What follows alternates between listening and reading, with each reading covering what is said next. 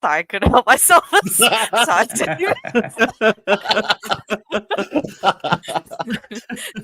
How's it going, guys? Happy Monday. Welcome back to episode 92 now of Mischief Mayhem Movie.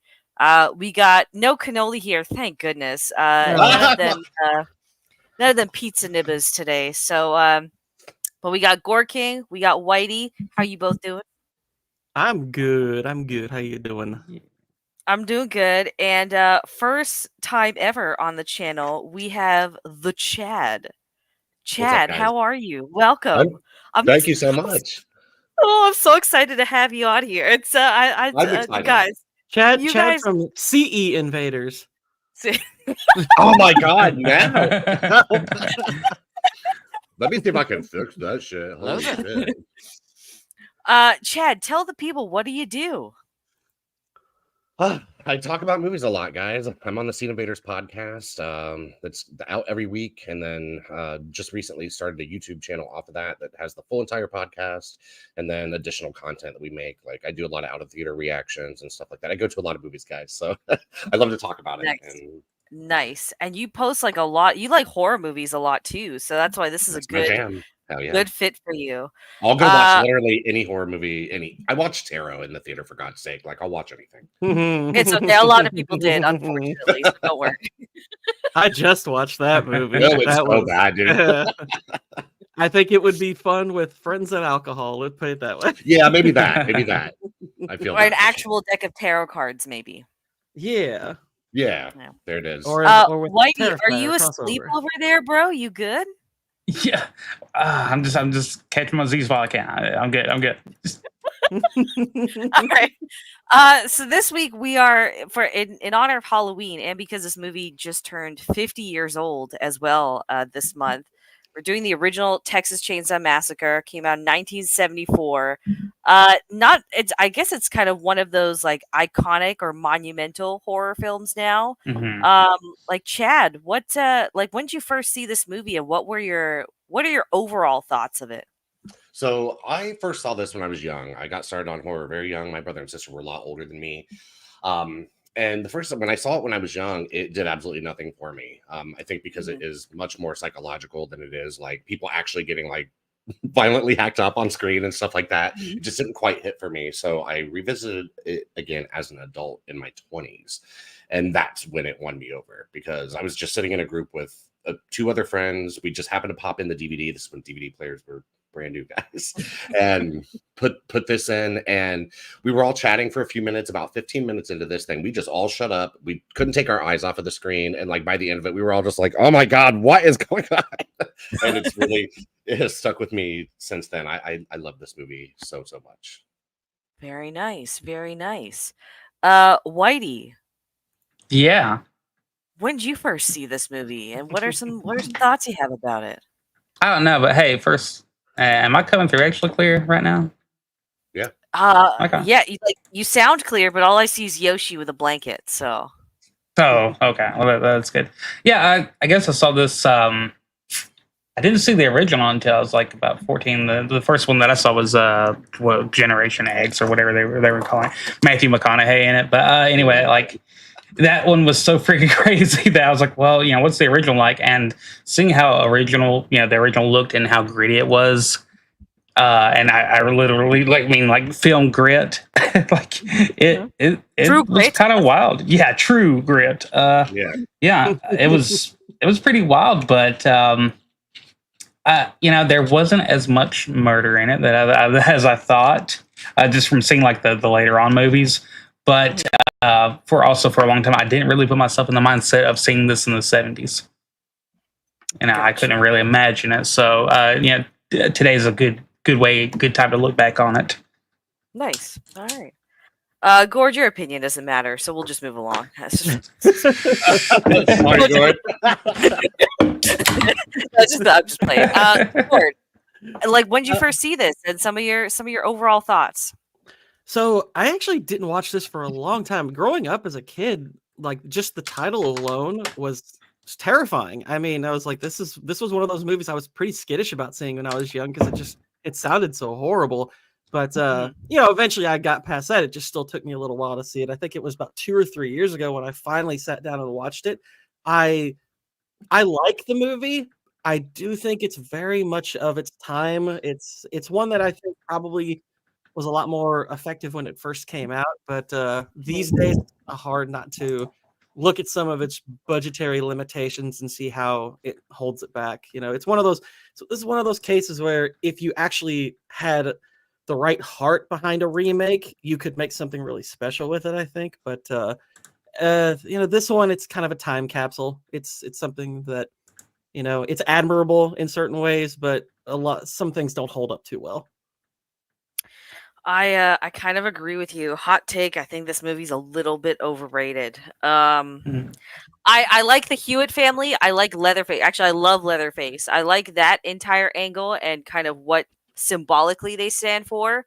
But the execution, it was probably budget more than anything. But I thought this film was a lot better. I watched it first time in high school because that's when I got my first my own computer, and then I just started watching everything I wanted to watch, and I really liked it then. But on rewatch today, I was just like, oh, this isn't really hold up as well as I thought it was. Sorry, Nadia. You're welcome to come on and okay, right. I saw her earlier. I think I'm with you, Nadia. I think one thing I'm finding as I've been because I've revisited a few old slasher movies, because this and Halloween really are two of the big pioneers of the slasher genre, is both movies did a really good job in creating atmosphere and created highly iconic slasher characters with Leatherface and Michael Myers. And I would say the execution of this movie is significantly better than Halloween. I think Halloween is extremely overrated no matter the time, but both of them did get the look of their villains. They nailed it on that front. So I think that's part of the reason they hold up in people's minds so well. Gotcha. No, I think that's a fair assessment. So this is a short film, actually. I didn't remember it being only 80 minutes long, which is pretty crazy. So because this is the 70s and Star Wars was a thing, I guess they have this role kind of deal, just to introduce us. Hey, there's a bunch of these kids that want to go with their invalid, friend or cousin or whatever, brother, sorry, and they're on a road trip. And then this kind of leads to one of the most bizarre crimes in American history.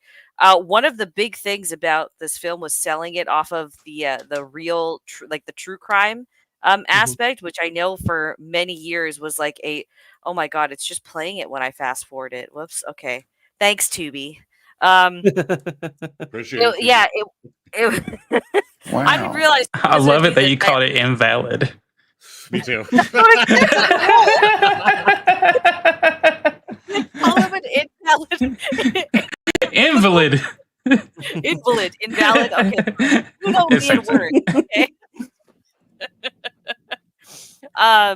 What was I gonna say? I sorry. forgot. I'm sorry. No, you're good.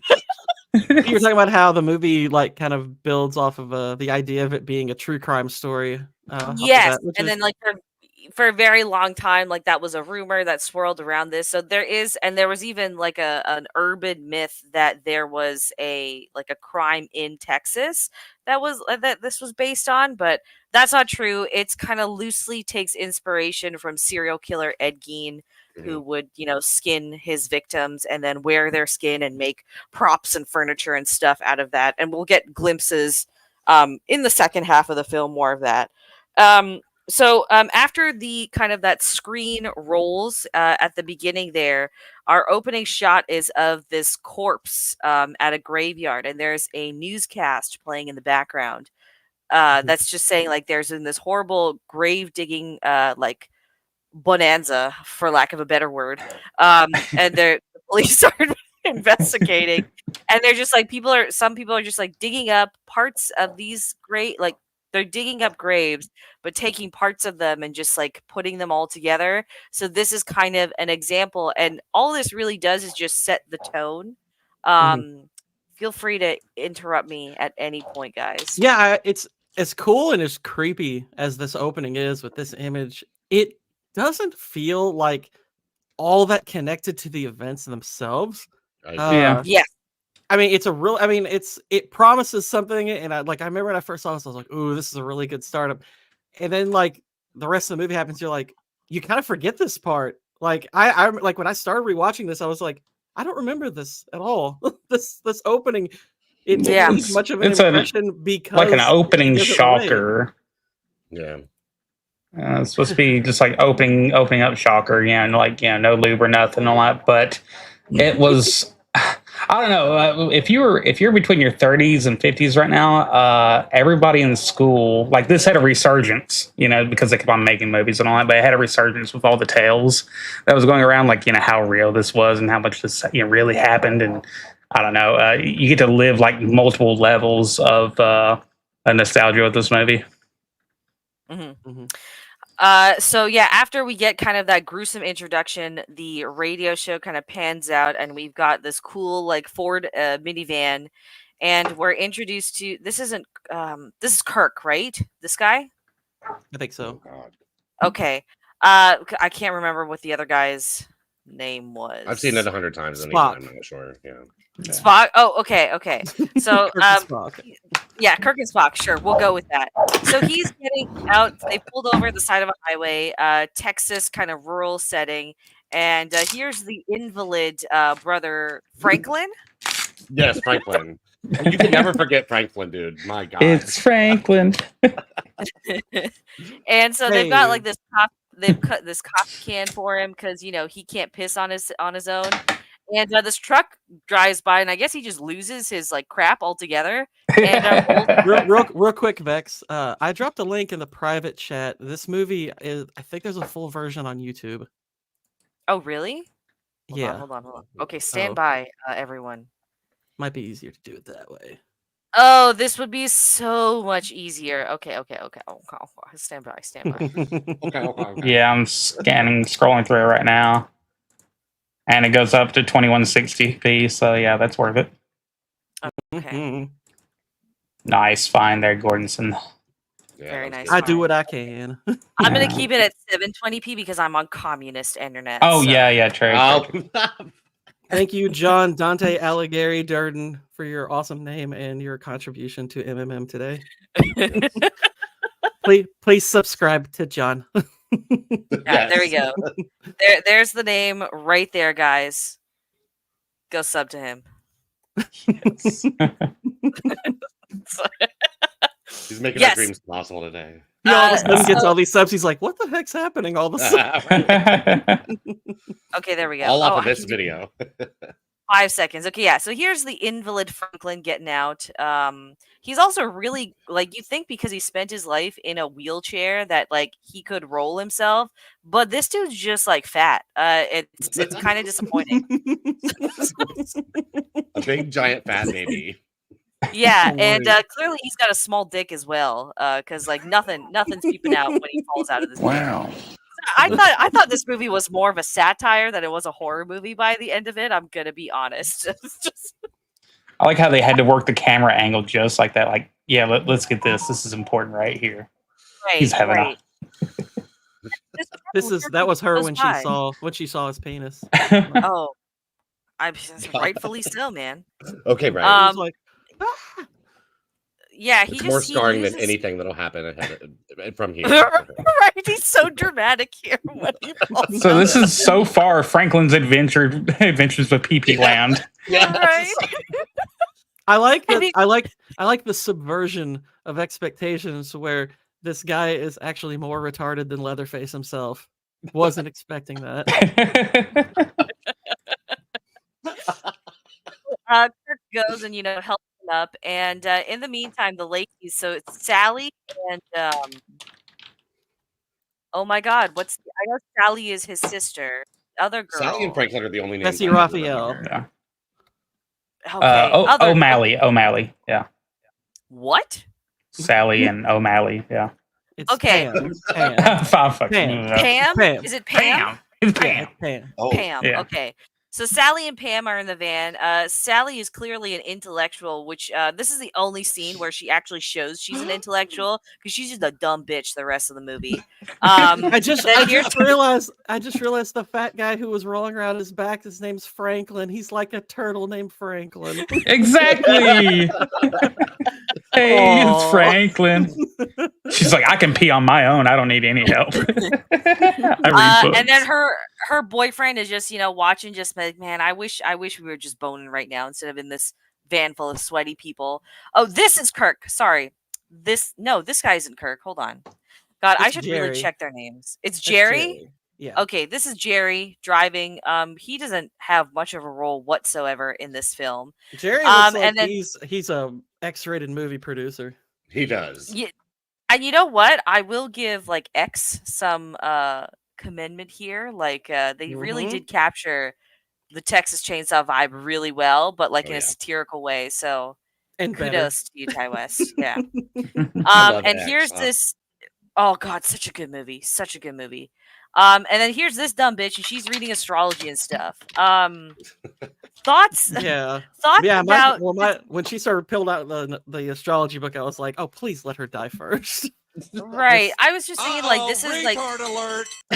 this was a thing that like comes up a couple times throughout the film where she's like going back and forth to the astrology stuff. So I was just like thinking, like, did you guys think that had any sort of deeper meaning or symbolism? Was it just more of like, it's like a sign of the times sort of deal? Because we're at a point, we're at a point where it's like the American dream America is moving away from a very, like a religious based society, and they're becoming a lot freer. And then you have the introduction of this kind of stuff. There's more Satanism kind of bleeding into the mainstream. Yeah, very hippies and shit, I think. Yeah, you would think it could dive into something interesting like that, but it really doesn't do much. Yeah, I think it's more surface level, like, hey, here's a variety of people who don't wear bras. Yeah. Thank you, Whitey, for picking up on why I stopped there. Sauces. Whitey's on it, man.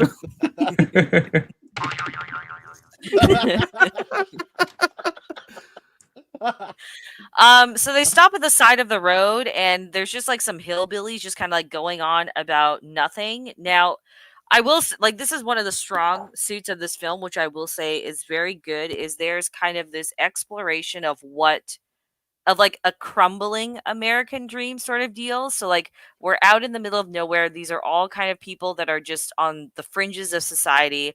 There's not a lot of wealth coming around, and you're just kind of seeing like decaying gas stations and cars and dilapidated farms and whatnot. And they're all just like reminiscent of kind of like that post-war 50s America, where it was very much that white picket fence and everything is clean and shiny, and consumerism and capitalism are spreading. Did I pick up on that, or did anyone else pick up on that? I think it's just a sign of, kind of like what you were saying earlier, kind of like a sign of the times. Like, this is where we are. This is what some of America is seeing, and sometimes it's not so pretty as what they make it. Like there's so many shows still going on. Freaking Happy Days and whatever that kind of like reflect on this golden age era. Pre-Vietnam and stuff like that. And this is a good taste that some people needed to actually have. Mm-hmm. And they're literally being confronted by people who at the beginning of the movie were digging up the past. Oh, yep. There you go. See what you did there. Yeah. So they continue. They visit I think that was the graveyard from the news report, if I'm not mistaken, right? I think so, yeah. I believe so. That they visit? Okay, because it's all over the news, so it's a bit of a sensation. And they're driving along the highway, continuing their journey, and there's this foul smell that just permeates the air. And I thought it was going to be Franklin's farts, but it turns out that it's just a slaughterhouse that's nearby. But Franklin's really excited about this. He's like, my daddy used to work in a slaughterhouse and all this stuff. That impression was... Franklin's just ready to flex this entire trip. Which is like, he is sweating. In his element, his disgusting pouring sweat right now. Like, oh, it's about to be on. Right. I used to lay in a bed of manure. I used to walk before he started messing with the animals. So, this has just become a Franklin hate episode. I can't remember, what is he talking about here that's got him so animated? I honestly don't exactly remember either. It might have just been about like how they need to get to the house, this like family home or whatever, and I don't remember. I Yeah, just because watched I know this that. last night too, and I've seen this 100 Yeah. times. I should know all of this, but God, And it's just like the dialogue is really nothing, I feel. And this is one of the things that brings down the entire film, is that instead of spending time maybe using dialogue to develop these Mhm. characters a little bit more, it's almost just like filler to just show you, oh, they're on a road trip. These are yeah, people. I And then think he's talking about the way they slaughter cows, how they used to like beat them with a sledgehammer, and how now they use the firing pin into their brain. It's a similar they actually have a similar conversation in No Country for Old Men, another better movie. But and obviously this is foreshadowing something that comes a bit later. Mhm. Gotcha. Oh, okay. So they find a hitchhiker on the side of the road, and half the van's just like, "No, don't pick up this dude," and they're just like, "Oh, but he's a hitchhiker." So they pick him up, and hippies, they're man. all right, and they're all just they sit like far away from him, and they're all eyeball him in too. So it's just like, why did you bother picking up this dude if you're all just gonna be rude to him? And this guy looks like most of the people that went to my high school. Like, he's really dirty. He's got bruises on his This looks face. this looks like James Franco with a STD. Yeah, I mean, James Franco does Very. probably have STDs. Well, yeah, so. like a visible, like an untreated visible STD. James Right. Franco without the money. Okay. Yeah. And he's just like blabbering on, and they're just all kind of like, who is this dude? Like, what is he talking about? Like, what's going on with his face here and stuff like that, right? And Franklin's trying to engage in some conversation with him. I just watched this like an hour and a half ago, and I can't recall any of this dialogue. It is so absolutely forgettable. Because this opening is just, I love this movie, guys. I'm a defender of this movie, but I don't think this opening overall is great. I think it's an incredibly slow start. I think they're just continuing the conversation about slaughter and whatnot. Yeah. Like, I think he's like, Franklin starts it when he's out of it, but then they kind of keep it going because obviously, he's, we find out later this guy's part of a family. And isn't it this guy, the hitchhiker, that actually is the one who talks about like how they slaughter the cows now or whatever, maybe? Yes, like, that's what the photos are. Yeah, because he shows them these photos and they're all kind of grossed out at it. And yeah, it's like Franklin's kind of advocating for the newer way of doing it, and crazy dude here is talking more about how it's easier to kill them with the hammer and all that. That's more effective. Okay, yes, yeah, okay, that's right. That's ringing some bells, and that's also some foreshadowing for one of the kills that happens, or two of the kills that happen later. Meanwhile, autistic Franklin is just playing with his pocket knife. He's just like picking at his nails, and old Billy here just decides, oh, that's a cool looking knife. So he reaches out and just takes it. Franklin's such a fucking swore. Franklin is such a wuss. He's so invalid that he just lets this person literally pluck this knife out of his hand. Like, not even grab. It's like this dude literally just plucks it out with two fingers. Well, he can't even take a piss without falling onto the ground. So, I mean, we kind of know where Franklin's at, I think. Okay, fair, right? But old Billy here he just takes the knife and suddenly just like starts cutting into his palm, and they're all just like horrified, like, what is this dude doing? Now, I will say, for the budget that this film had and this effect, is like, if today, usually when you see this, you can see the fake blood and the prosthetic, but this was actually pretty well done. Yeah. This is some good Texas emo stuff here. Yeah, exactly. And dude looks like he's jacked up on, like, I've been living out in the country. I might have done a little bit of meth, and I've worked on a farm before, so you can see every vein in my arm. I can believe the character. He's not just an actor boy. Mm-hmm. And the blood stays consistent for the rest of the scene too, which I also appreciate. They don't wipe it off. So he cuts himself, and then he gives the knife back to Franklin, and then he pulls out this old straight razor, like this razor blade. And it's like, I got a knife too. And he's just like, see? And they're just like, oh yeah, dude, that's a really nice knife. And they're just kind of like ignoring him right now. Knife, bro. Yeah, exactly. Let's test the depth of fat on the invalid. Yeah, that's it. So he pulls out this camera and he's just like pretending to take photos of them. Again, it's not so much developing much of anything other than setting a tone that you're going to be encountering some very interesting and unique characters that, if we're looking at this period of time in cinema, hadn't been like common, or this is an idea that you'd seen a lot before. Oh, whoops, it's actually playing. Whoops. Yeah. I was going to say, so I think this kind of reinforces. I think he takes a real photo of him. Yeah, on the third time. To sell it. Yeah, exactly. He tries to sell it, and then finally he takes a photo of the invalid, right? And he's just like, "Oh my god, he took my photo!" And he's all shocked, like someone just took his pocket knife. And I think this character also kind of reinforces what you brought up earlier, like how you see like the small town, like the hillbillies laying around looking like they're not doing well, and he's just sort of representing that as well. It's sort of like these hillbillies versus, I'm just going to keep calling them hippies because they're just like white. They just remind me of like what would now today be like white suburban kids. You know what I mean? Like thinking they're like counterculture. And the crew here is unsettled, and I'm guessing the audience in the theater during that time were pretty unsettled too. Yeah, this dude just like cut his hand open, and he takes his photo, and he's just like, "Now you owe me $2." And the rest of the people are just like, "Give him the photo back." So he takes the photo back, takes out this foil, puts a little bit of like gunpowder or something on it. Yeah. And then he lights the photo on fire. And again, on a rewatch, because the last time I'd watched this was in high school. So on rewatch, I was like, oh, is this going to lead to something? Because you have all the talk of astrology, and now you have kind of like there's that superstition that taking a photo can take someone's soul or whatever. And now he's like setting it on fire. So I was thinking this would go somewhere, but it's really just like, oh, we just want to be weird. That's no, this is just what happens when you go to New Orleans and walk down the main streets. People do this shit all the time. Okay. So after he does that, he pulls out his trusty shaving blade, and then he cuts the invalid to make sure he can still bleed, And then finally, these people are just like, okay, we've had enough. Do you bleed? So they toss him out. He's in a way, he's the original Better Off Dead Paperboy. He wants his $2. Yeah. Oh, yeah. Good call. Good connection. Yeah. And that's not that long after this too, so who knows? But yeah, he's just like, he's laughing and stuff, and he's smearing blood on the side of their van, and just like laughing, and he's having a grand old time over there in the bush. Scattered rocks. Crazy as hell.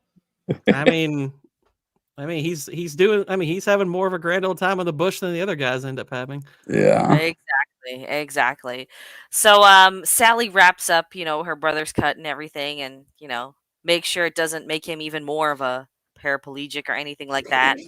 And good old Pam here is back in her American astrology guide, talking about suns and certain planets and moons. And see, I kind of love her for this. She's someone I would hang out with just because she's that girl. Okay. I mean, to each their own. I mean, it's a bit of a red flag for me, but I also kind of believe in that shit. So yeah, I love that this guy he has a bucket and it just says white on it. I'm genuinely curious. Is his head prosthetic? Oh, I don't know. It could just be bad genetics, Yeah. I'm just reinforcing them hillbillies, man. Right. If his head ain't prosthetic, his parents are related. Yeah. He gives great forehead. So the guy, the crew pulls over and they're looking for gas. The ladies go, to finger bang themselves in the bathroom and whatnot. And the gas station attendant comes out, and meanwhile, Whitey's third cousin removed over here starts washing the windshield. Jeff. Of the truck. Excuse me. Jeff. Yeah. My name's Jeff. My name's Jeff. So he's wiping down the windshield of this car and whatnot, and they're just like, "Hey, you got any gas?" And the dude's like, "Nah, my tanks are all empty. The truck just hasn't come." And he's telling them like, "Hey, just stay and have some barbecue. It should be here in a few hours." And they're just they're just like kind of like, they don't even ask like a common sense question like, "Oh, is there another gas station nearby maybe?" Right. Again, another reason why I think this is a parody more than a horror movie. Just saying, these people are laughably stupid. That's all. I think they bring up at one point that there was they should have stopped at another place that had guests, like they mentioned one by name. But I'm like, well, why don't you just go back that way then? You know, right? Exactly. Because then they can't all die in this movie for us. So. Oh, good point. Good point. And they also asked this dude about an old house that's nearby, and they're just like, "Why do you want to go to that house? These girls don't want to go to an old house like that and play around. Like, just stay here for some barbecue." And we find out that they are in fact going to Franklin and Sally's grandfather's house. Yeah. Mm-hmm. He owned a property out there that they used to summer at, and there's a watering hole and everything like that. So that's where they're going on this trip, right? So I'm guessing then, I mean, this isn't necessarily a plot hole, but if that is a home that they know, then I guess this family must have moved in since the last time they were there. Mm-hmm. Yeah. Real quick.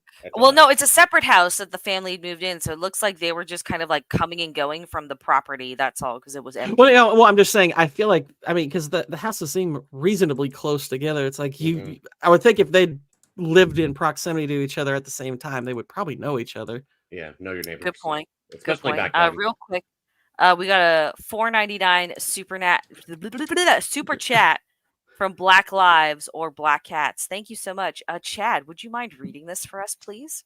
Oh God, can I say that pumpkins from Texas are dumb? Whoa, you gotta read it like Patrick Star in SpongeBob. That's what he's going for. Oh, see, I don't know that reference. Oh, kick me off now, guys. Sorry. Can I say that Yoshis from Texas are dumb? Can I say anything about dumb old Texas? Howdy, y'all. What's up, friend? How are you? I don't know what that super chat meant at all. It's a reference to the Texas episode of SpongeBob. Oh, okay, gotcha. Thank you. Thank you for that. The pumpkins from Texas are dumb? Can I say that Yoshi's from Texas are dumb?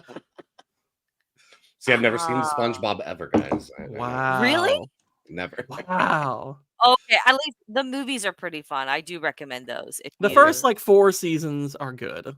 And then the original creator was doing cartoons like we used to have before they found out what kind of cartoons that we had, like Ren and Stimpy in a way. But yeah. Mm-hmm. So here's a little clip for your my personal favorite clip on the MMM clip show thing.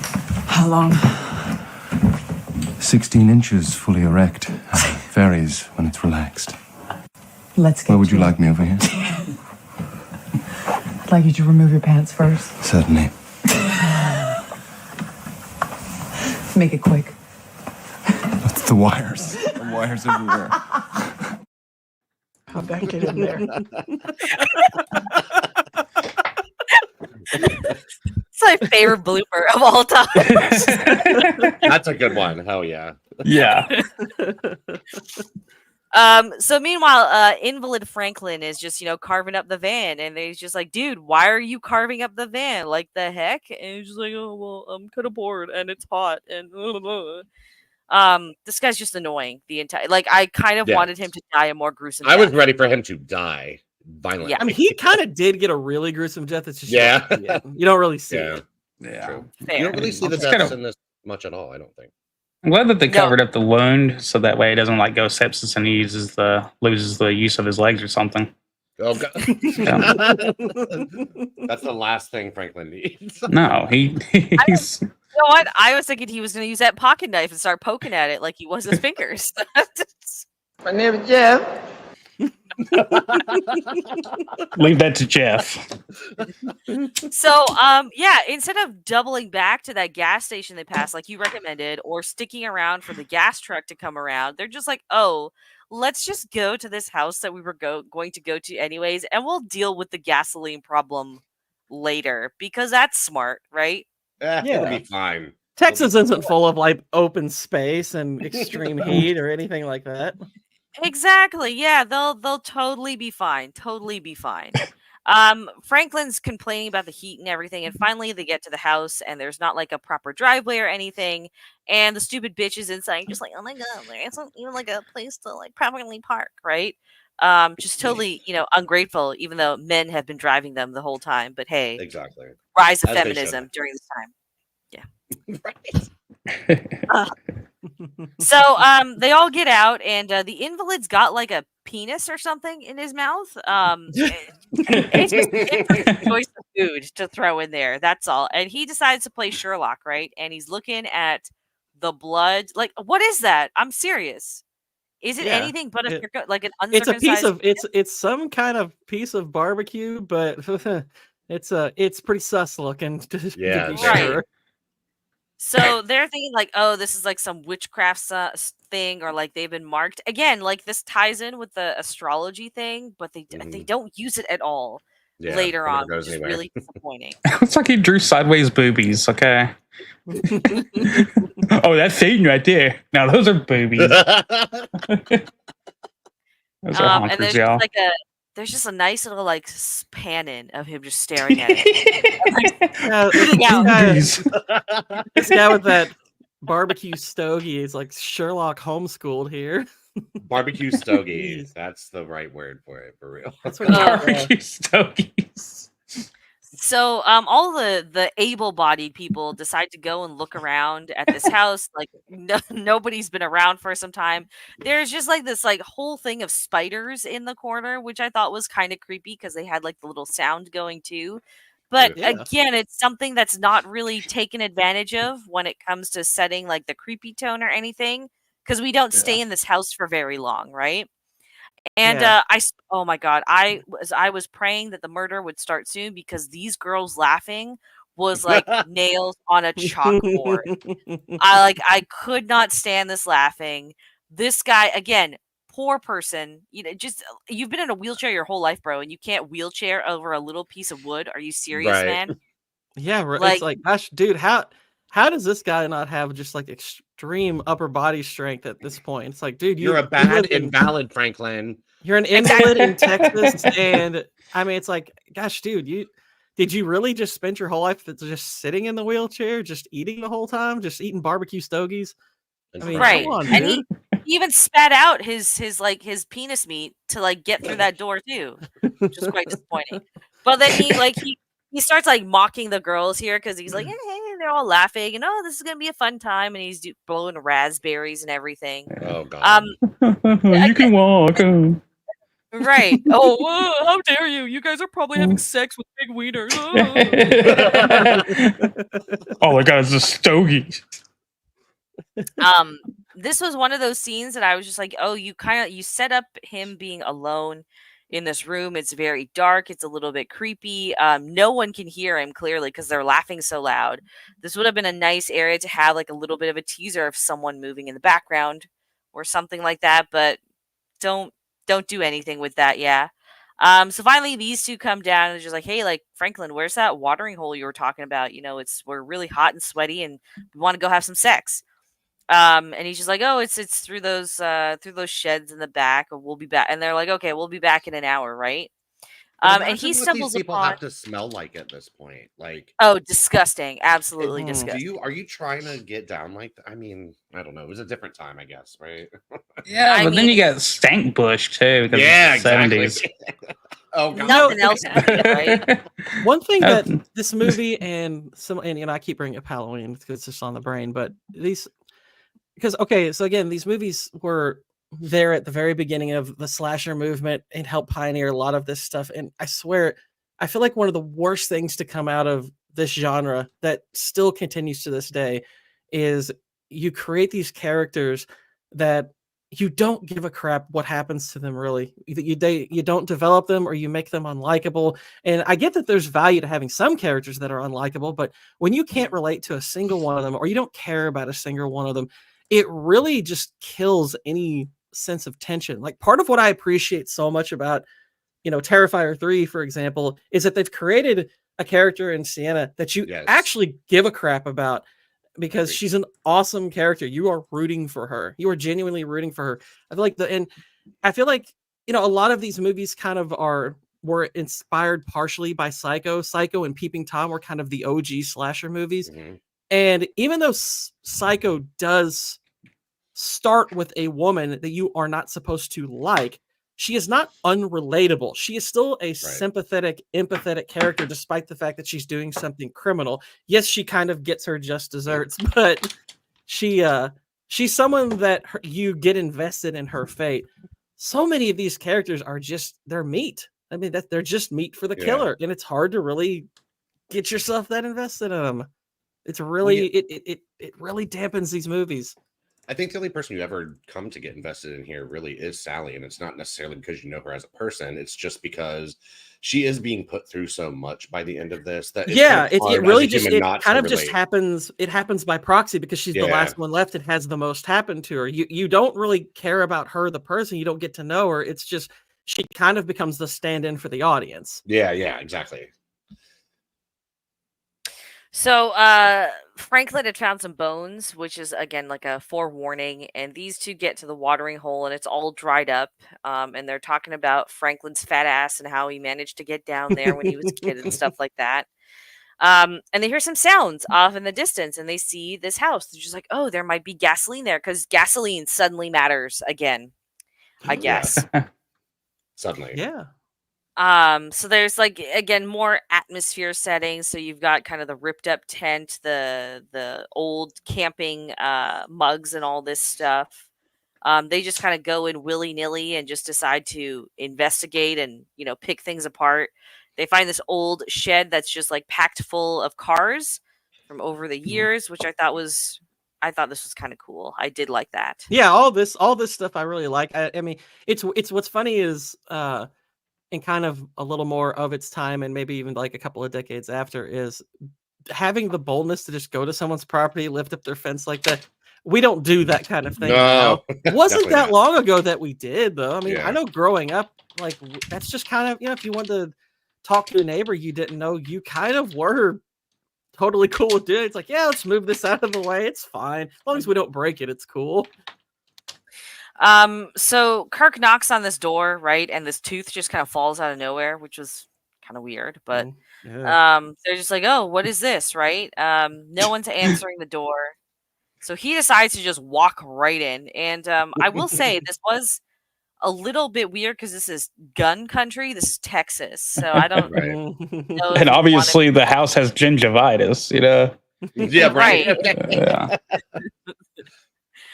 So she just like, again, stupid people, right? You think foreign place, someone, stranger's house, place you don't know. Maybe you should go in together. It's just like, nah, I'm just gonna work on my tan out here. Skulls everywhere, right in front of you. It's like that's like, okay, you know what? I need to go. Warm and welcoming.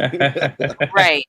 But seriously, imagine if you actually gave a crap about this kid. If you actually knew him, how much more disturbing would this be? I mean, I think the imagery of this scene and like the sound of him getting hit and his like twitching, all of that is fantastic. Yes, it is. But it's happening to somebody I do not give a crap about. Yeah. So that takes something away from it. Yeah, and it's happening to someone that's only really had one moment on screen. It was a stupid conversation at the gas station. Yeah. Right? Yeah. But no, I agree. This is the better part of the movie and why I understand why it has the following it does, because it does the weird part, the creepy part really well. Mm-hmm. Then we have this iconic shot, like we've all The male seen this gaze. one. Exactly. A million times where, I let my boyfriend go into this house alone. I should probably go check on him. With even she didn't even bring her fucking her astrology book, guys. Yeah. Right. She's Oh my lost God. in this moment. Is Mars in retrograde? He might be alive still. Are there any chainsaw shaped constellations? Right. So again, she goes in and she hears like she's calling it Kirk, Kirk, Kirk, and then she goes into the kitchen and she trips on the floor. And here's where we get like the Ed Gein stuff, right? There's bones everywhere. There's furniture and little trinkets that have been made out of bones everywhere. There's a bone couch or bench, I should say. Fur on the ground everywhere. Ugh.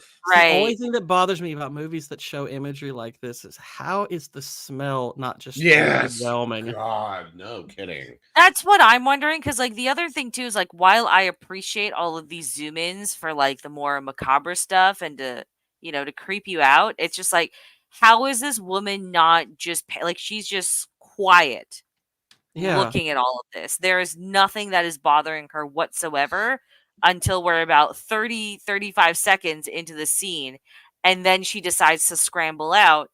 And when she does, oh, Leatherface over here, good old Tommy. It's just like, Mhm. oh no, this I ain't playing no more. So she tries to run out. This is also This is like so another good right here, though, too. Like she Yeah, makes it this out is into like the daylight and stuff, and you just rarely see that kind of stuff in horror. I think. Yeah. Yeah. Yeah, He, like, that's chases one of her the all the way cool outside. ideas. Yeah. Mhm. Yeah. So Like you that's literally pretty like cool. it's that old Scarier. idea of if you get to daylight, you're safe, and it's like she literally Mhm. gets to daylight, and that's where he grabs her. It's like that's a great subversion there. It's just Mhm. again, it's like wow, she was not really reacting that much to seeing this really awful stuff. Yeah. Exactly, right. I didn't feel the fear as much, right? So he manages to get a hold of her and he puts her on the meat hook, which is also pretty iconic. I I will think say I this did is horrifying. Oh my god. Yeah. agreed. And not an and instant death. Yeah, I do like how they framed this as well, so you don't see her standing on the platform because Mhm. cheap When she's budget and hanging whatnot. off of this hook, having to like watch her now, like beaten Her- boyfriend or whatever lay there right in front of her. So anything going through your mind at this point is Yeah, and like literally, he's she's like, I should have been chopping alarmed by him up. those bones. Like He's cutting boyfriend up right in front of her. It's like Turns ooh, out they that's just messed up. didn't exactly it wasn't just KFC everywhere. Oh no. They really like their KFC. The Colonel is king here. oh, these are different So bones. these guys are waiting now, and they're just like, "Hey, where did those two go?" And he's just like, "You know what? You two stay here. I'm gonna go look for them. I'll be back, right? So we can maybe like get out of here, get some gas or something like that." And Franklin is just being a fat invalid hassle. Basically, he's not really doing much of anything. I'm sorry, I hate this character of Franklin. Like he Yeah, should have. same. Oh god. He's like the only character that gets some development, and he's just annoying beyond belief. Like this is the character you choose to give screen time to? Really? Yeah. Where's my PS Not can? for long though. To be fair, when he's in the area, it's hard for him not to be on screen. Okay. Fair. Very Fair enough. fair. Yeah. I don't remember the conversation these two are having because this is the first moment we really get between a brother and sister. Do you guys recall at all? Is this about whether or not she should? Well, I know it eventually is going to get there, at least very shortly. Whether or not she should go look for the others and leave him behind because she can't take him. That's a bit later with the flashlight. Okay. Oh, okay. Yeah. Gotcha. No, I don't. Again, we don't. Who knows? It's very unmemorable. It's very unmemorable. I mean, it's pretty much all of the conversations come off as kind of unmemorable. They're just banter. At least they feel like banter. They don't feel like they develop the characters or further the story. Yeah. I mean, Just people especially talking. tonight, like talking with you guys about this, like I'm realizing, and again, I still love this movie, guys, but like I'm realizing that it's absolutely none of this stuff is the reason that I love this movie so much. Like, I mean, the like non-Texas Chainsaw Massacring of it all. I got you. No, my husband loves this franchise. He's got a Leatherface tattoo on his forearm and everything. So like, oh, okay, wow. Yeah, I get it, but I'm also like, this movie is kind of a drag. Not gonna lie. Sorry. Have you seen the other ones, Vex? Have you seen any of the others? I've seen 2. I've seen the remake that came out in 2003. Then I've seen Leatherface, which was terrible. Oh my god! And then whatever the last like Texas Chainsaw Massacre one, I think that came out like the Netflix one. Yeah, I've seen that, which was also terrible. I highly recommend the Next Generation. Go all out with the gore and got kind of silly. Yeah, Next Generation. That was the one with Matthew McConaughey, right? Yeah, and Renee Zellweger. It will. Love that one. It's a good introduction to it. I feel like because it's a bad movie, but it's the right kind of bad yeah. Like, by the end of it, you're like, okay, that was a good time. I'd be willing to check that out. Then it's just, it's very disappointing because like there's good bones with this first film, but it's like no one seems to take advantage of that to the fullest. And instead of delivering on like building up like the creepy backstory or these characters, it just kind of goes straight into like the gore to make you scared, which like I mean that's not completely unappreciated, but it gets unoriginal when this is also the film that basically spawned a lot of the genre, right? Sure. Yeah, it's also the. Oh, go ahead. Oh, I was just gonna say it was the last movie that you could actually see Renee Zellweger's eyes. Oh, wow! Kind of a historical piece, yeah. A historical piece. So That's a good one, Kirk gets into the house as well, and he finds their friend Pam in the freezer, and she was still kind of alive. And Tommy Boy comes and he's like, "Nuh-uh, that's dinner," and decides to just clock him over the head. And then he starts. Kirk tries to run away, but he gets the better of him. This is also like a good moment because it's very scary. I will say. Yes, I did appreciate this. And we get a close up of his face for the first time too, and he's got these he's got great teeth. Look at those teeth. Yeah. Oh, those are good. Oh yeah. Oh, it almost kind of looks like Nick Frost. A little bit. All right, so yeah, now it is nighttime. The sun is fully gone, and Sally and Franklin are here just like, yo, we gotta go. Like, these people are just disappearing. We should go get some help. And Franklin is finally being sensible, finally. And he's got the flashlight with him. They're calling for their friends. They're not getting any answer. They're honking the horn. There's no answer as well. There's just a lot of bickering that happens here. Yeah. Hold on. Because she can't push him through all of this. She can't do it. Yeah, right? Because he's, on top of being, legless, he's also, fat. So okay, right. Invalids roll out.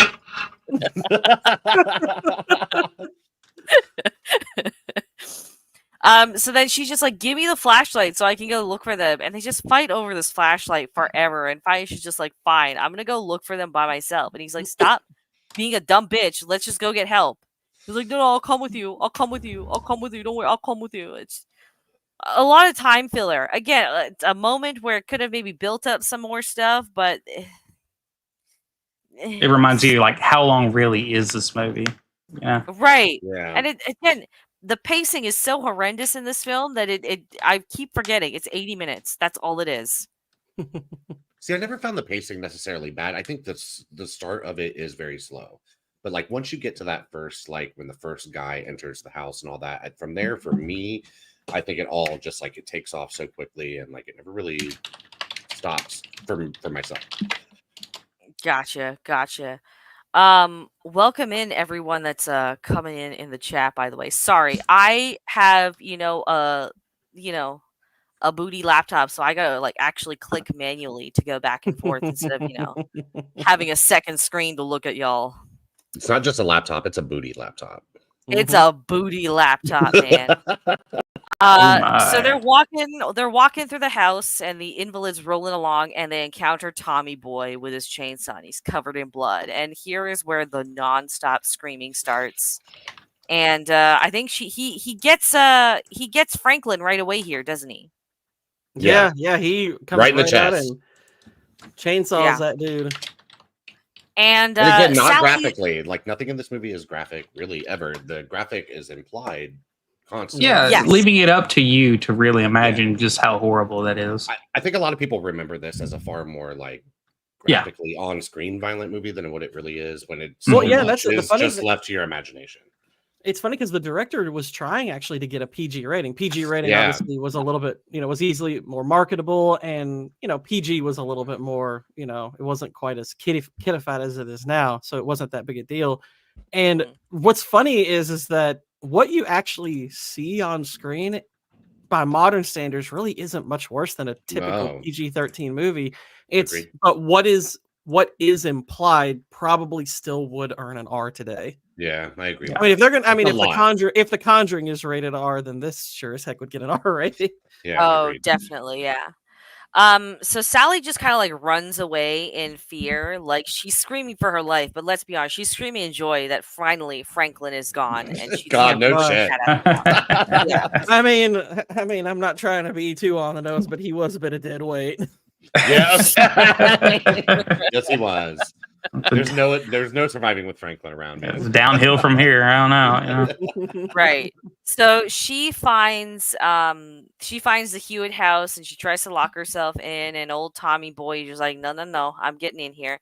And she locks herself in a room, and here's like grandma and grandpa and their chihuahua or something like that.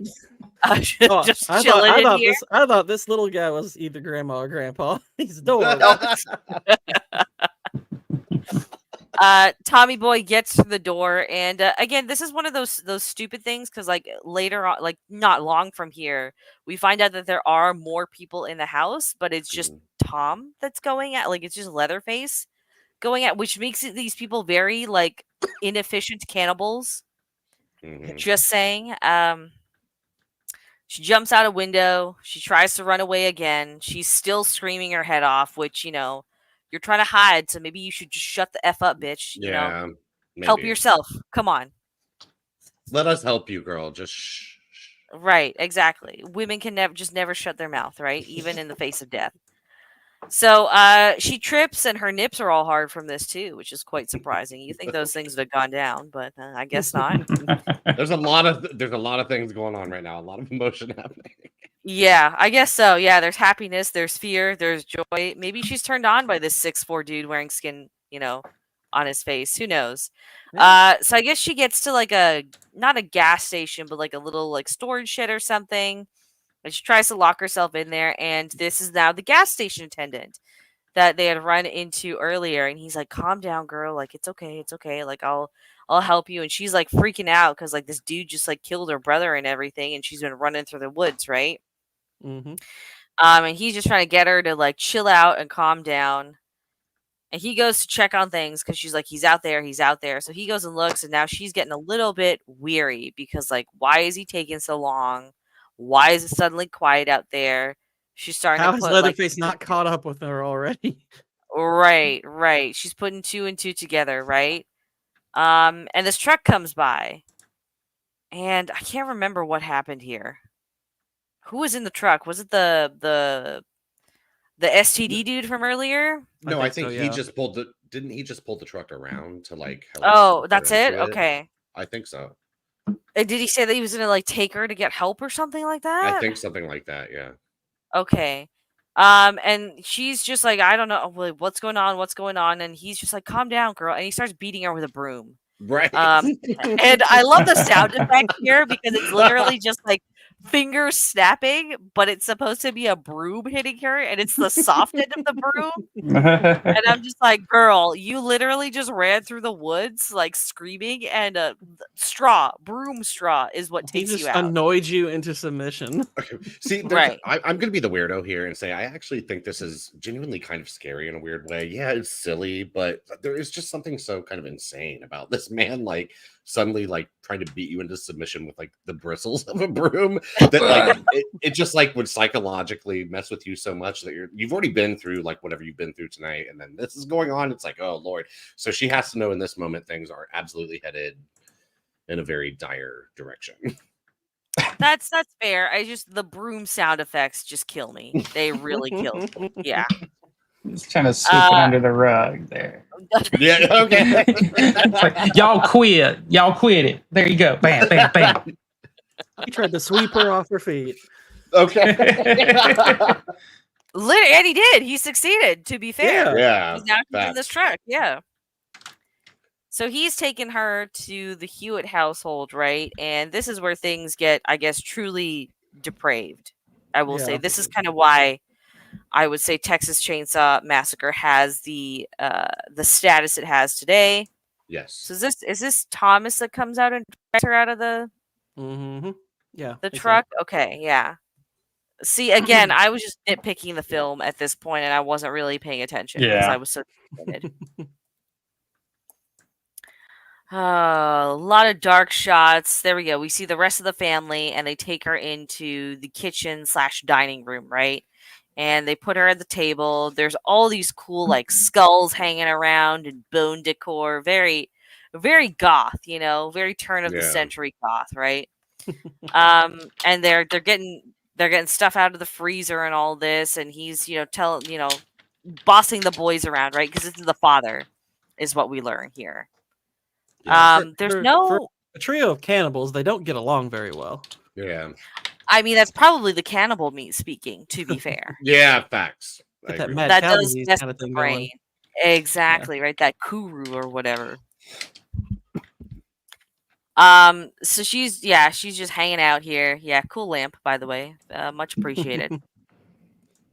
And I'm just trying to get to the dinner scene. So they're bringing down Meemaw, to join them for dinner and whatnot, and Grandpa and all this stuff.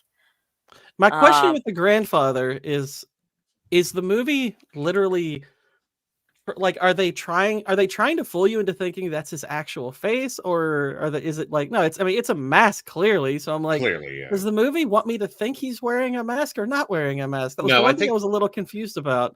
I think they want to try to present this as genuine. He's just that old and weird looking. But yeah, this is I think clearly a budget restraint. And it was before this particular part right here where she sits in that room and she starts to like really lose her mind and shit. Like, you know what I mean? With like all the sound effects and like the cages hanging and all that kind of stuff. Was that before this? I think that's coming up. Okay, gotcha. Maybe. But so these two are brothers, right? Thomas and whoever, Timmy or whatever his name was. So they cut her hand, more hand cutting, or they cut her finger, sorry, and they just stick it in Grandpa's mouth, and he's just giving her the suck, man. How horrifying! Oh my god, help! Oh yeah, perfect timing, Whitey. Hold on. I got it. Oh my god, where is it? Hold on. It's here. It's here. I know it's here. Oh, here we go. The suck zone. It's the point. Basically, at which the twister sucks you up. The suck zone. Yes.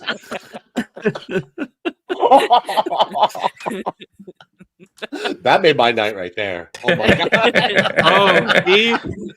She enjoyed it. Oh yeah. So the stress of getting her fingers sucked off by an old man was just too much, and that definitely got the nips hard. Oh, it looks like we got some trans representation with Leatherface. Right. Wow. So this is one of two scenes in the franchise that really speak to the transgender community, in which they think that Leatherface might have a case of gender dysphoria because of the two instances where he wears a skin mask with makeup on it. What he has the case of is retardation, and they're using this poor fool as like a weird for whatever they need in the family. Sassy Sunday stream. This is a topic. Yeah, maybe. You know what? I will give the trans community this one though, because they do like to cut things off and wear it like something else. So maybe they're on to something. So she just starts like nonstop screaming here, even though she's got like a quite delicious looking meal. Like that is a full looking sausage on her plate and stuff, man. Those aren't 2024 portions, I'll tell you that. Well, but you find out in subsequent sequels that this is all like human stuff. Like the barbecue is like human and stuff. I know, but like, but yeah, for now you didn't know this yet, right? Like, live it up, Sally. Live it up, right? So this is her friend's face that we find out where'd my tab? There we go. On the light switch here, and she's just screaming. Screaming. Her friend honestly has more to offer us here than she did alive, I think. Sorry, what were you saying, Gord? I was like, they got that face ornament done fast. Oh yeah. So they're just kind of like playing with their food, and they're arguing basically on like what to do next or how to kill her next, if I remember correctly. Mm-hmm. You know what? I'm actually kind of shocked at how clean his teeth are compared to everyone else. I'm going to be honest. Yeah, sure. Well, he's pretty young. He's obviously the, he's the normal face of the family, right? He's got to go out there and present. He's got to present a good front. Yeah. I will say here again, this is where the movie shines a little bit because there is like quite a bit of terror that comes through. So I do like how they chose to kind of frame a lot of this scene. And I think you feel it. Like you feel like, and this probably was so shocking, I would think, in 1974 because, yes, I'm sure you've seen a descent into madness in film before this, but the way that it's portrayed here is just so gritty and incredibly dark and so confrontational that it had to feel pretty shocking to watch this girl just like absolutely lose it like this. Exactly. I think what the actors, because I mean they're using almost all unknowns, and I think that whilst a lot of the line reading isn't particularly good, the physical performance is where most of these people are doing a pretty good job. I would agree. On that. Yeah. Which shouldn't be taken for granted. I mean, shoot, these days, I mean, they hire people who can't even put a facial expression on. Tessa Facts. Thompson and the like. Now this is one of those scenes where it's just like, I don't know if this was a budget thing or if they were worried about getting the PG-13 rating, but they spend a lot of time just kind of like touching her face, but not in a very aggressive way. So again, it kind of dulls what they're trying to go through with this. And then they're just kind of like smothering her head into an empty bucket, which also they're doing this for a while and it didn't make sense. But I think the attempts from the grandfather character during they're trying to get to bash her head. I think it's really genuinely frightening because imagine conceptually it is frightening. It is conceptually frightening. It's kind of clunky how they do it. I think they just dragged it on a little too long. They probably should have made like 2 attempts and then cut it. They tried like 3 or 4. It's a similar problem that they have like in Halloween near the end. Michael oddly misses a stab, or actually misses 2 stabs on Jamie Lee Curtis, and it looks extremely awkward. And doesn't really make a lot of sense because he's so good at what he does for the majority of the film. Let's just keep it. Kind of a similar, it's kind of a similar problem to that, where you've got a good idea, but it's just that they dragged it a little too much, and it starts to show how weird it is. This is the best like visual, like as far as like the most violent effect. This is probably the one they left in that kept it from getting a PG rating because that's pretty grim. Definitely. I mean, it's not a great like gore effect, but yeah, that's dark. Yeah. Oh yeah. So Sally manages to escape 2 men manhandling her somehow. I don't know, women power, I guess. And she's running away. And the younger brother, old Timmy, he gets run over by a semi as she's running away. And this again, a lot of fat people in here, but this fat truck driver comes out to try and see what's going on. And good old Tommy Boy comes up with the chainsaw. Fails at chasing a fat pig. I don't know how he fails at that. I mean, he's got some girth to him also. He's in better shape. Tommy like wingy. I just heard girth, so. Oh, okay. Fair. And the girl manages to trick him as well, and he accidentally like lands the chainsaw on his leg, right? So she flags down this truck here, and even the semi driver is trying to flag down this truck too, but they just leave him behind. Yeah, we don't know what happens to him. Yeah, and I'm just like, Tommy Boy, if you're trying to make a roast for dinner, the fatty is going to be far tastier. Than Right? Oh man. Also, I find it funny that like he just kind of like stands there for like a good minute watching her try to get into the back of this truck 3 times in the cut that I watched. Hold on, does it show? Yeah, there we go. He's not very good at it. I mean, he's hobbling because he cut his leg, but it's a little sloppy looking. Yeah, and she pushes him away by the chainsaw here. Push the chainsaw away, which is pretty crazy. From what I understand, I think this shoot in general was kind of nightmarish for everyone involved. I think especially Marilyn Burns. And this was just a hell of a slog to get through for her. And I can only imagine, man, like, I don't think even like they were allowed to like wash their clothes and shit during the filming of this, which they're constantly. They all had only one outfit because of the budget. Yeah. Everybody smelled like Franklin. Yeah. Exactly. They smell like that. This looks like Rosie O'Donnell chasing a MAGA supporter. So yeah, Sally manages to survive, and she's just doing like a mix of like screaming and horror and kind of I guess laughing and joy. And old Tommy Boy is so upset that he let their Christmas dinner get away that he just kind of like flails his chainsaw in the sunset. Because I mean, God knows what kind of trouble he's going to be in with the family for allowing that to get away. Like, you didn't get her, retard. Sorry. No, eat the brother. It's fine. Yeah, and that's Jerry. That was the other guy. There we go. Okay. Jerry was the boyfriend. Yep. This is a very professional stream, guys. We know. Yes, we were. Know what is up. Yeah. So yeah, that is 1974's Texas Chainsaw Massacre. I have actually quite a bit of trivia for this one. Oh, nice. Ooh.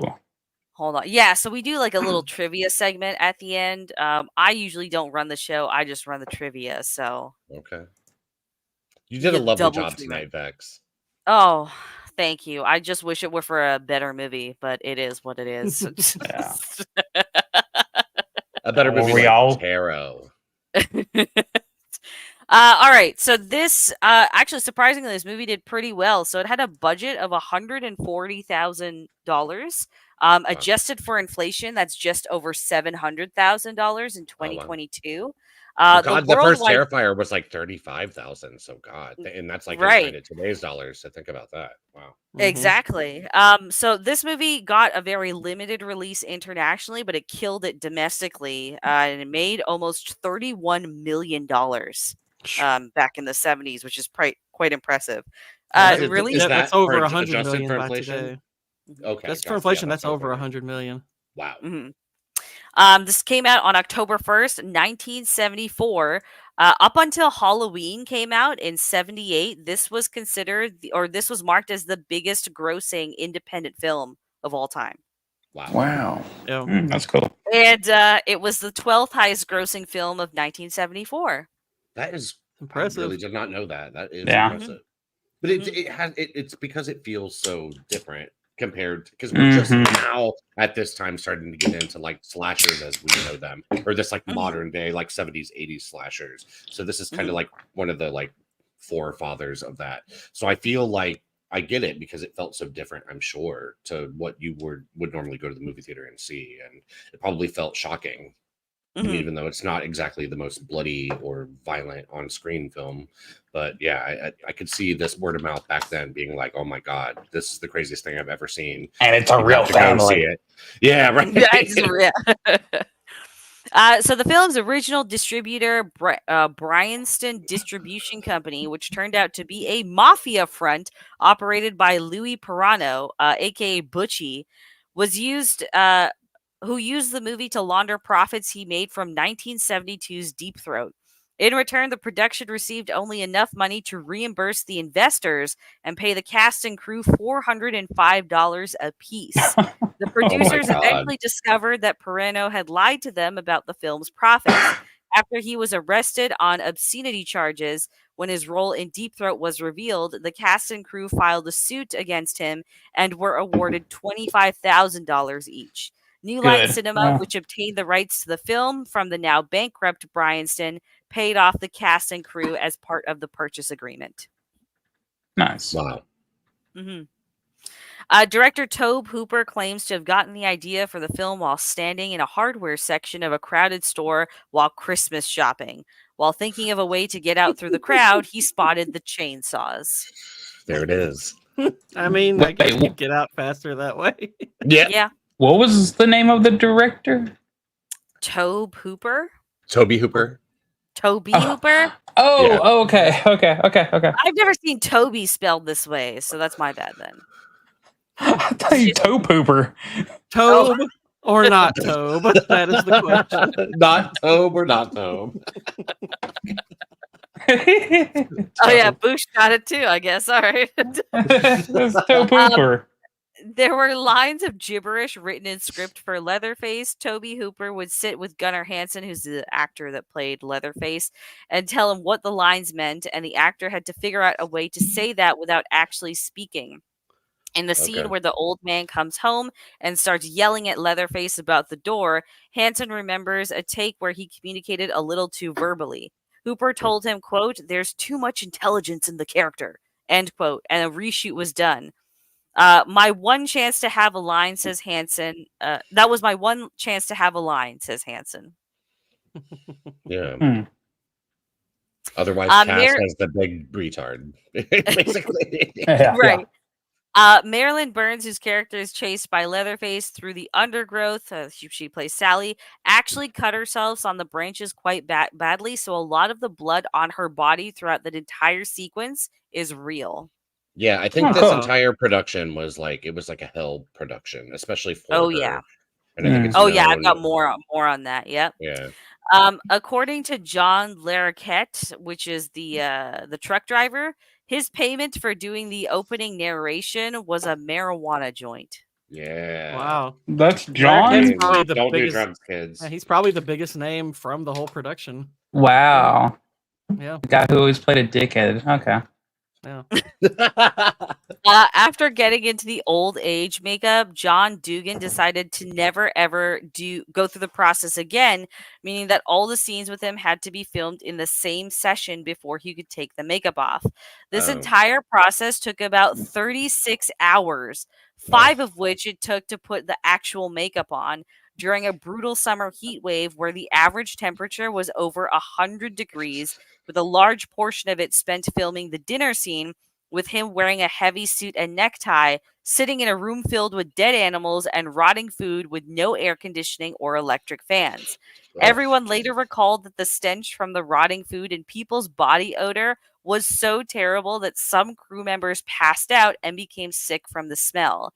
Edwin Neal, who played the hitchhiker, claimed, quote, "Filming that scene was the worst time of my life. I had been in Vietnam with people trying to kill me, so I guess that shows how bad it is," end quote.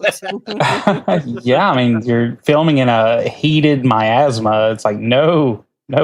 Yeah. It's terrible. Yeah, and I surprising. think you can kind of think about that as you watch the movie too, because you're just like, somebody mentioned it earlier, like it's like you can almost smell this movie as you watch it. Oh because yeah, it's just so vile. So you can't really tell if that was Franklin making those faces or if that was just Franklin smelling. Yeah. Surprisingly, this film is one of the least bloody horror films of all time. For years, rumors persisted that director Tobe Hooper intended to make the movie for a PG rating by keeping violence moderate, language mild, excluding nudity entirely, and having most of the horror implied off-screen rather than shown in great detail on-screen. However, this plan had actually backfired and made the film even more horrifying. Because despite cutting and repeated submissions, the rating board insisted on an X rating.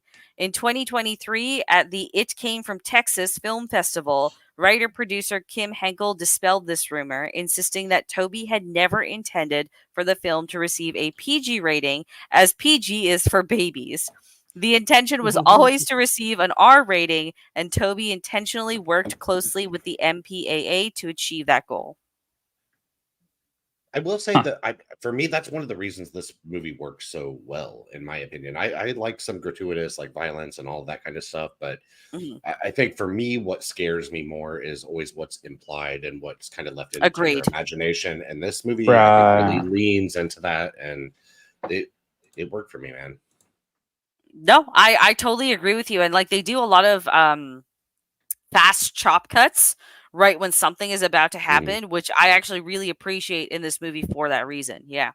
Yeah. And I say this as someone who loves like the Terrifier series right now and how incredibly like balls to the wall violent that gets on screen. Oh yeah. But that's a little bit different thing. That doesn't necessarily scare me, but it entertains me. This scares me. I would say that's more just like morbid curiosity than it is trying to scare you, right? Because yeah.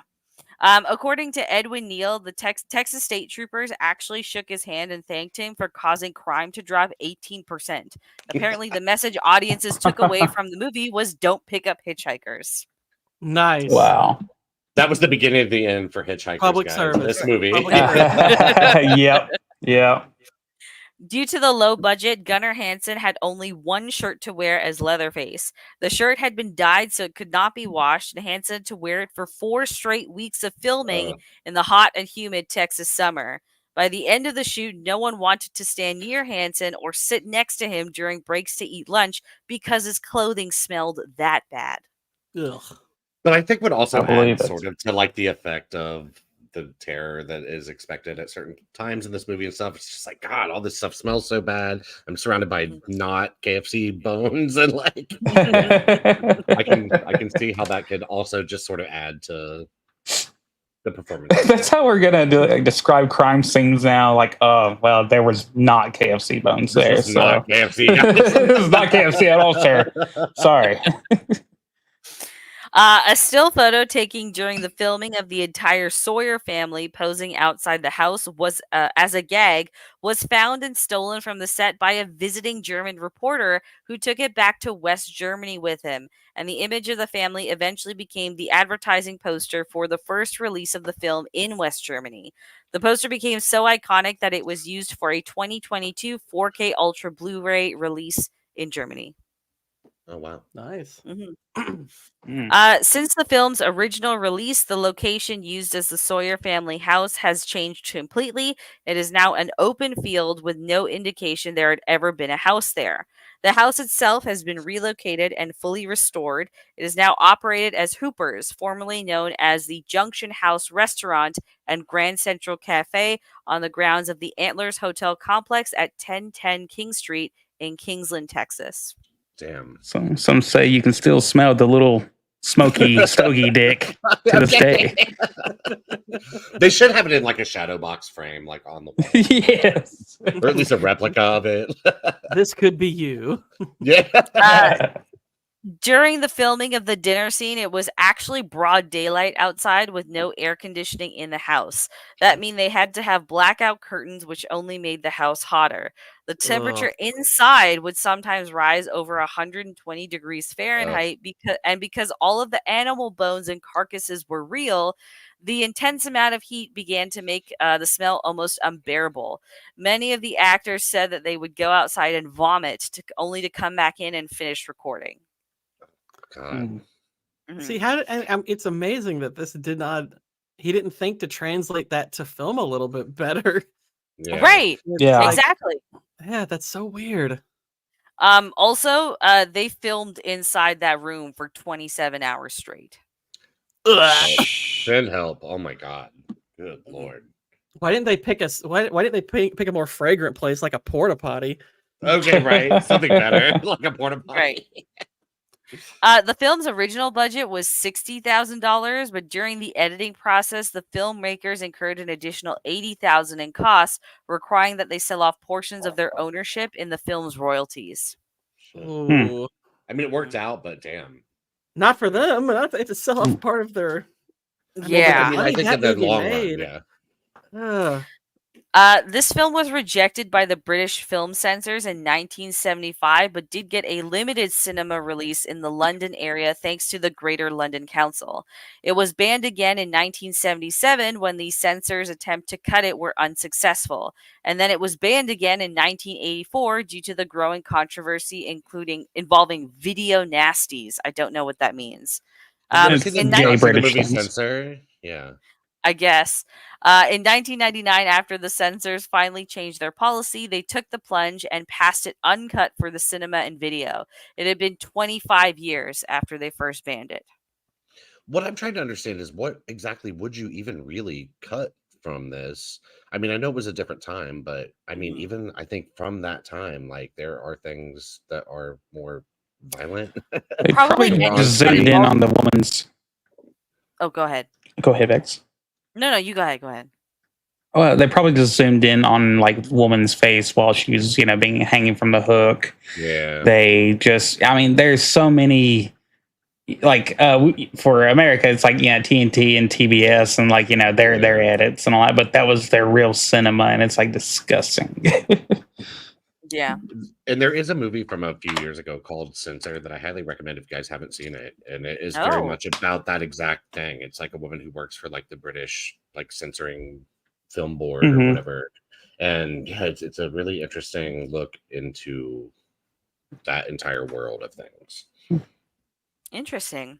So this film has also had a long and troubled relationship with German law. The original theatrical version in West Germany was denied a rating and therefore cut. In 1982, it was put on the index for youth endangering media. And then in 1985, it was banned by the Munich District Court and all existing copies were confiscated. Over the years, the film was released on VHS and DVD in various versions, mostly cut. Since April 2008, the new German licensee Turbine Media has tried to get the banning revoked and the film removed from the index. In September 2011, the District Court of Frankfurt finally lifted the banning. It was the first time in Germany that such an attempt was successful, making judiciary history. Finally, in December 2011, the film was removed from the index and subsequently rated not under 18 by the FSK. Wow. I mean, they probably successfully argued it's like, look, I know it's Germany, but it's not like we actually see them put the people in the ovens in this movie. So Yeah.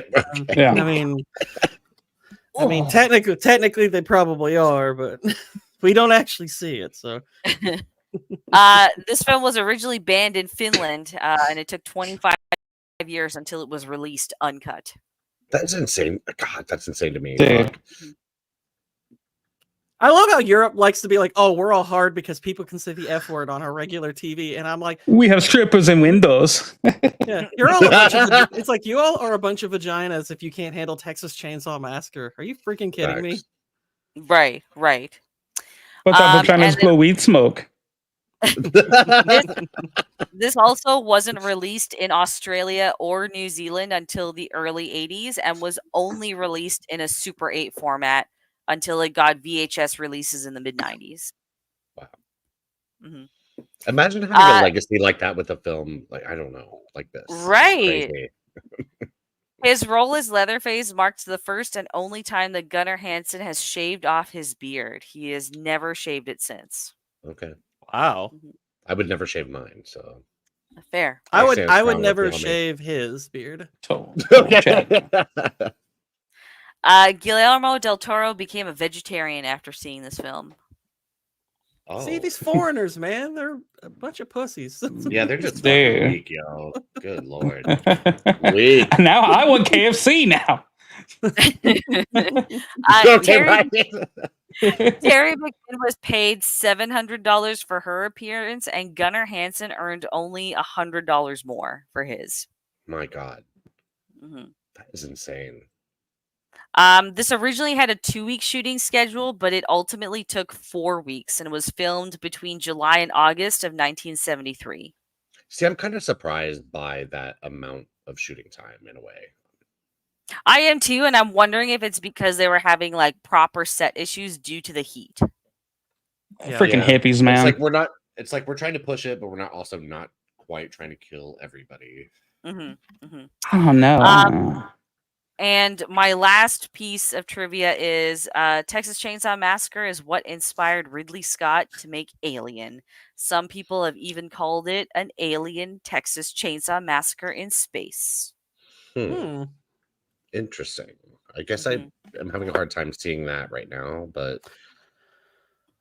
yeah, it's there's. I mean, Alien's a slasher movie. There kind of, are I think, some but... I can see like some retweaked moments and ideas, but I mean, it's I would call it probably loose inspiration. You know, like the scene at the dinner table, and you know the idea of a freaky looking killer and stuff like that. But yeah, I mean, Alien, I don't think it has slasher movie elements, but it goes way beyond that. Yeah, agreed. Alien's amazing. Oh my God. I mean, I'm sorry. This movie and that movie are just not comparable as far as quality is concerned. No, I think it just made his horror, give him a horror boner, and he was like, "Oh, I'm going to make something too." Yeah. So yeah, that's hell yeah. Right. Yeah. Oh, I'll give you a boner. Hold on, I still have. That's KFC bones right there, baby. I don't understand why you keep putting pictures of me up on this, but that's fine. Yeah, just like that, Chad.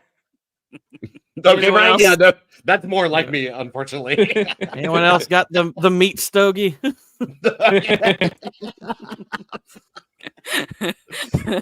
All right, so we'll go around, we'll give our final thoughts, and if you can't give this movie a rating, Chad, we'll start with you.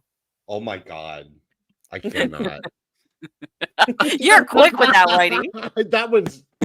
I'm shook as fuck right now. Okay, so for me, I know, I've kind of agreed a lot with these guys tonight, and I've maybe shit on this a little bit, but honestly, I still think this is one of the most important films in horror history for me personally, and my taste. Is it perfect? No movie really truly is perfect, but man, this absolutely works for me. And as someone who grew up on horror and from a very young age, nothing really ever gets under my skin or scares me much or bothers me or anything like that. This movie still sort of has this ability to get under my skin in a way that few other things do. And for that, I have to commend it. It's just, no matter how many times I've seen it, I just still kind of leave it like, I feel like it's kind of harrowing in a way. And by the end of it, I'm just a little bit exhausted and like, oh God. And I mean, some of that comes down to like what people had to go through probably behind the scenes and all of that. But yeah, I love this movie, man. And for me, this would be probably like, I used Letterboxd, guys, so like a 4.5 out of 5. Okay. So that's like a 9 out of 10. Okay. Yeah, for sure. All right. All right. And yeah, it has flaws. I'm not pretending it doesn't, but I think the overall package and what it means to horror cinema nudges it into like that kind of territory for me. Yeah. Okay. Whitey. Whitey's thing right now, I cannot. It's Oh well, and I love. Oh yeah. I think if you want to really know my thoughts here, this more to me was one of those things where it's like you have to kind of look back at the time to when it was released to appreciate it. And I guess you can argue that if a movie doesn't hold up today, then it shouldn't be able to hold up for yesterday and all that. But I just don't think that's true. So fuck that. So, but like it's more just this movie had to have been shocking as all get out back then. And like Chad was saying, when things are left more to your own thoughts, to your own mind about to fill in the gaps of what just happened, what did you just see? Imagine coming out of the theater after watching that, and the artistic parts of like there was somebody out there, with doing photography, just like, hey, this looks creepy. Hey, there's a can in a tree. This looks creepy. There's people who really put thought into exactly what the heck was going on and how to frame this. So I do like it for that, but it was also on a budget, and it was like some advanced college students got together and said, yeah, let's make this, and did a lot of reefer. So in the end, I'm going to give it 6 KFC bones out of 10. Okay. Nice. Fair. Nice. Well said, Whitey. Thank you. Gourd lock. What do you say? Well, I mean, to me, it's like, as far as the biggest thing that can always hurt a movie is if your plotting is poor, if your cause and effect is off. And the good news for this movie is that is still relatively strong. I do think dialogue, it's pretty weak. I think character development, it's pretty weak. But I think on a visual level, it's still relatively strong. It does have some pacing issues, takes a little while to actually get going. I think the last third of it is pretty excellent. Mm-hmm. So that really does enhance the movie and helps the score. A good amount of it has aged poorly, but it's still very effective. I think it has a reputation that is more or less well earned from its time. So I would probably score it about, I will go 6.5 pork stogies out of 10. Okay. I really liked this movie in high school when I watched it, but on rewatch today, it does not hold up very well. The dialogue's very poor. The character development is very poor. There's a lot of long-winded shots that don't need to be in there. I don't like that the obese invalid gets the most character development and dialogue on top of that. That's a little bit too modern audience for me, just saying. Mm-hmm. But I will commend it on, like, I do appreciate the short shots to kind of let you imagine the horror rather than see it. I do like the idea of Leatherface and the cannibal family and all that. That's an interesting idea there. I also like how it's kind of a reflection of the lost American dream and how that affected more rural communities. But it never... it just very much feels like, regardless of whether this is a product of its time or not, it just feels like it never pulls the trigger on a lot of the ideas it presents. Like, all of the witchcraft and astrology stuff never comes into play. There's a lot of darker implications of, like, Leatherface and his family that aren't explored very well. It's just, I don't like a lot of the stupid character decisions that they make too in order for certain events to play out. So I'm going to give this 4 invalids out of 10. Vex went hard on this one. I have to say something really quick too. This is going to be a hot take for real. But the remake, I think 2003, maybe. Yeah, it was 2003. Yep. And I'd always been a fan of this movie since before that. And I went to see the remake in the theater, and I fucking hated it. I was livid when I left that thing. But I will say that over the years, that remake has won me over in a way, and I think there is merit to it. It doesn't reach this one for me, but I do also very much enjoy the remake. It's intense as hell and crazy. That's fair. That's fair. I think I've seen the 2003 version more than this, and I think it's one of those things where like it does some things right, but other things wrong. So like I appreciate that, Jessica Biel is put front and center because she looked great in that movie. But well, I think Arlie Ermey was like, he was the MVP of that movie for real, and he created this like incredibly menacing and like truly frightening character out of what was only like mildly menacing and I think kind of frightening in this film. But yeah, I like the remake, man. It's pretty good. Yeah, like I appreciate that they build up the characters more. I appreciate that there's like a little bit more like horror elements added to it. Like I like that they take that whole this is a real story thing and they make like the police footage. I thought that was super creepy. But like at the same time, it just like it makes the characters still a little bit too whiny. I feel that it can lean into the Hewitt family and whatnot a little bit more, build them up better, but the pacing's definitely stronger in that one. So and Jessica Biel was in Low Rise as Fuck jeans for so the male gaze for that. Oh yeah. She looks amazing. So, I'm gay, and I think she looks amazing. So bits and bobs, right? It's like the original does a lot of things good, but a lot of things bad. The remake does a lot of things good and a lot of things bad. So, Whitey, I love you, dude. You're constantly changing things tonight. Bits and bobs, baby. Dude. Yeah, bits and bobs. Amazing, dude. All right, so we'll go around the horn real quick. Just shout out, where are you gonna be? If you got anything coming up, Chad, take us away.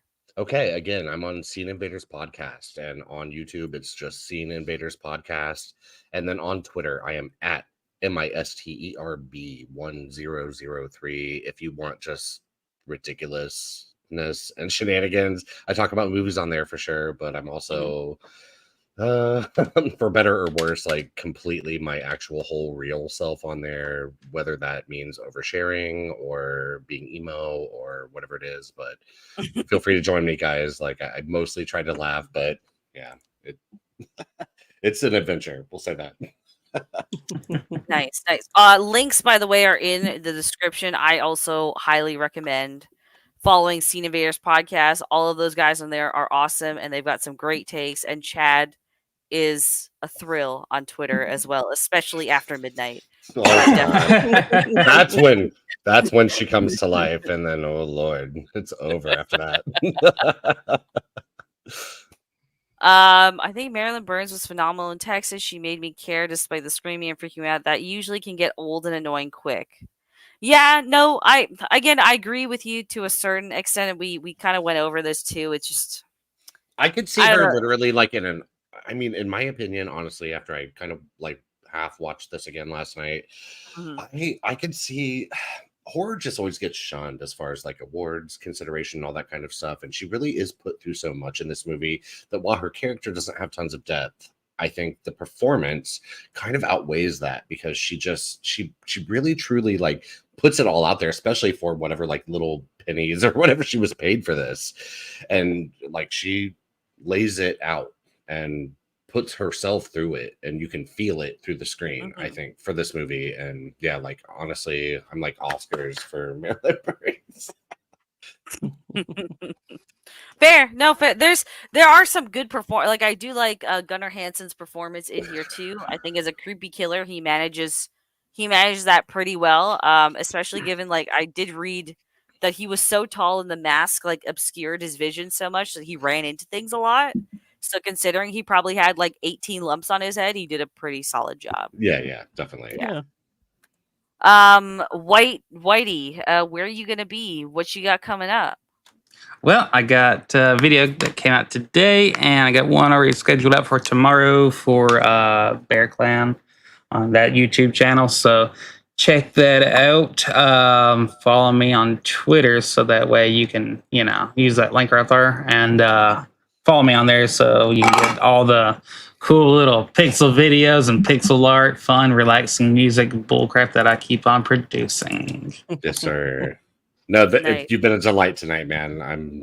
Of course, I followed you on the Twitter, so if you don't follow me back, I'll send you dick pics. Okay, so you better get on. Okay, right there it is. No, I just followed you back. Man. Okay, that's right. And same with Gord. I'm going to you immediately and following you, dude. Like, good night. You don't want to see the pictures he'll send you.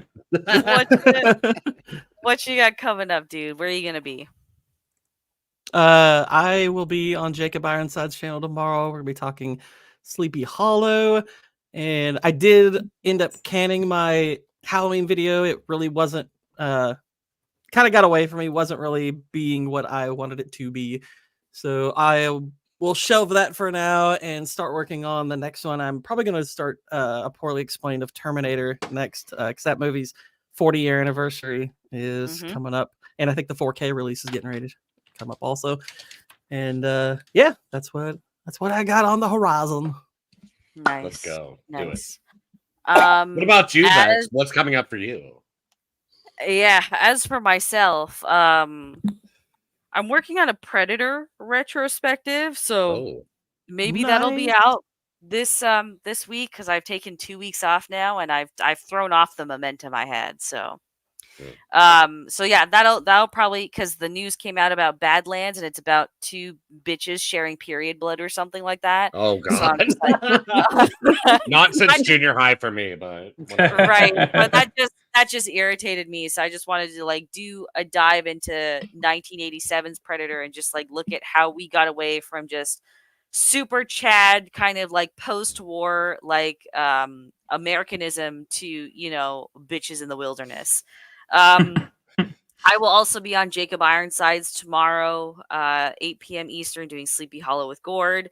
10 p.m. Eastern, I'm on Gooch's channel doing episodes 3 and 4 of Primal, which is turning out really good. I think I'm on Echo Chamberlain's at 6 tomorrow because last week's got pushed to this week. I don't know.